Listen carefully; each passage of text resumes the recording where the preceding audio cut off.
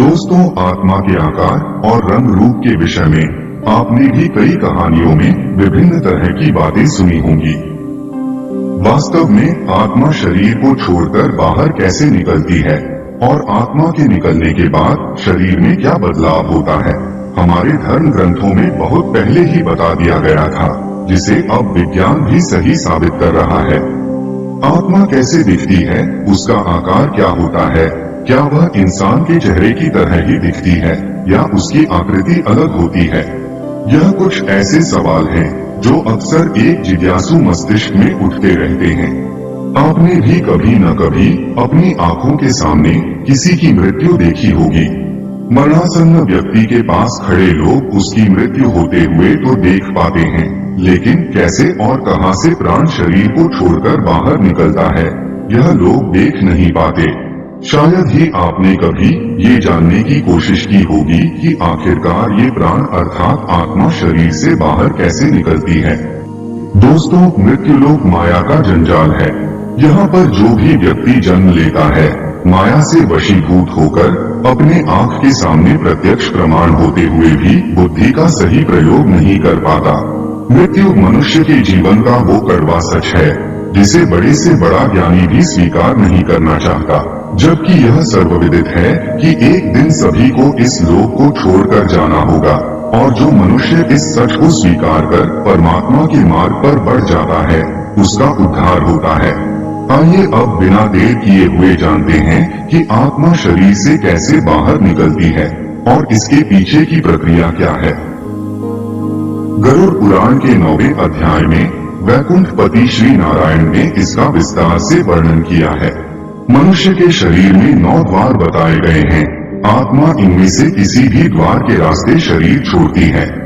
यह 9 द्वार हैं: व्यक्ति का मुंह, दोनों आंखों के छिद्र, दोनों कान के छिद्र, दोनों नाक के छिद्र, गुदा द्वार और मूत्र द्वार। व्यक्ति की आत्मा इनमें से किसी भी द्वार से निकल सकती है। यह व्यक्ति के कर्म निर्धारित करते हैं कि आत्मा किस द्वार से शरीर को छोड़ेगी। दोस्तों, पुण्य आत्मा के प्राण शरीर के ऊपरी द्वार से निकलते हैं।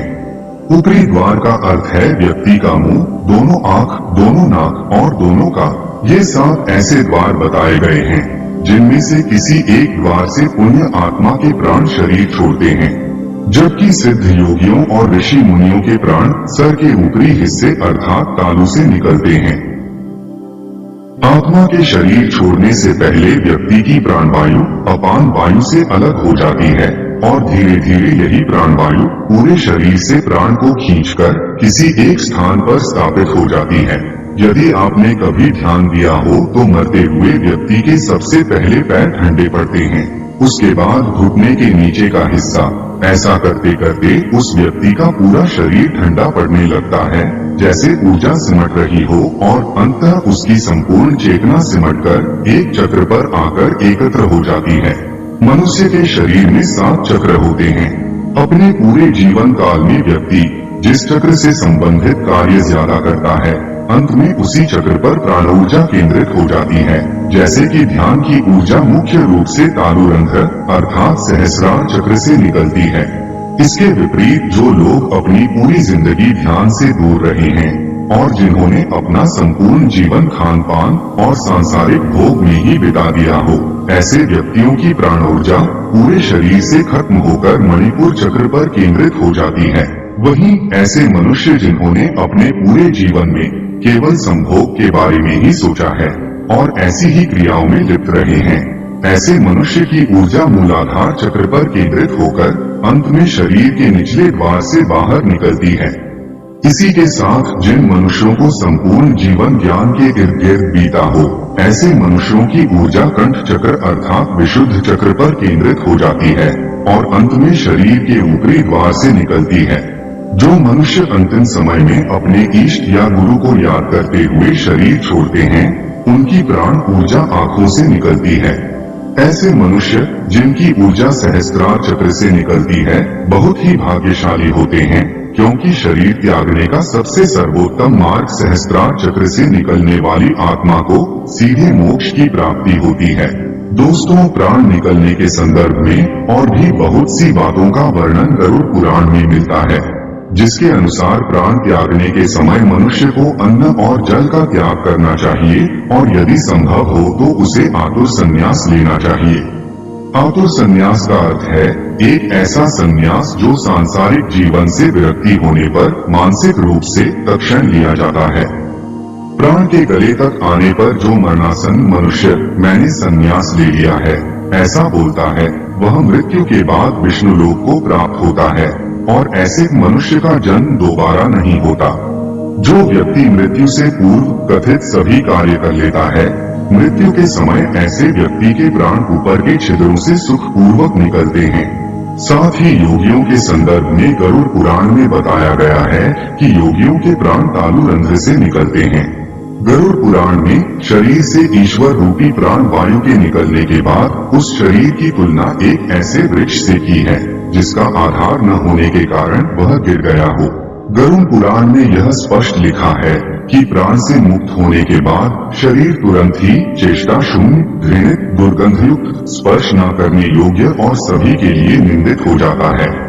मृत शरीर की 3 अवस्थाएं होती हैं, कीड़ा, विष्ठा और भस्म।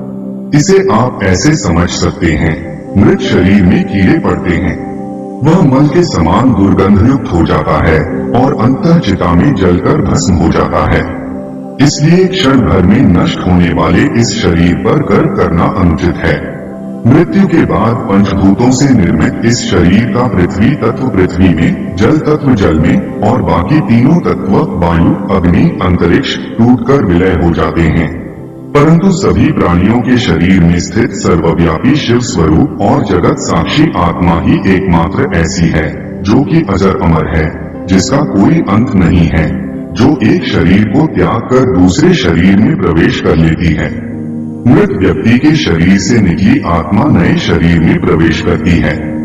गरुड़ पुराण में इस तथ्य को कुछ इस प्रकार समझाया गया है, जैसे एक घर के जल जाने पर उसमें रहने वाला व्यक्ति जाकर दूसरे नए घर में रहने लगता है, उसी प्रकार आत्मा भी पुराना शरीर छोड़कर नया शरीर ग्रहण कर लेती है। पुण्य आत्माओं को लेने स्वर्ग से देवदूत अपने विमान में आते हैं। धार्मिक और बुद्धिमान लोगों को ये देवदूत जीवन काल में किए गए कृत्यों के आधार पर स्वर्ग ले जाते हैं, जहां देवी देवताओं द्वारा इनका स्वागत किया जाता है। गरुड़ पुराण में इसके अतिरिक्त कुछ विशेष परिस्थितियों का भी वर्णन किया गया है, जिसके अनुसार वे व्यक्ति जिनकी मौत अचानक या हिंसात्मक तरीके से होती है, उनकी आत्मा अलग तरीके से शरीर छोड़ती है। ऐसे व्यक्ति जिनकी मृत्यु लंबी बीमारी के बाद होती है, उनके शरीर की ऊर्जा का क्षय बहुत कम हुआ होता है। इसी कारण ऐसी आत्माएं शरीर छोड़ते समय काफी दुविधा में होती है। इसलिए ऐसी आत्मा का किसी भी अंग से निकलना वर्जित नहीं बताया गया है।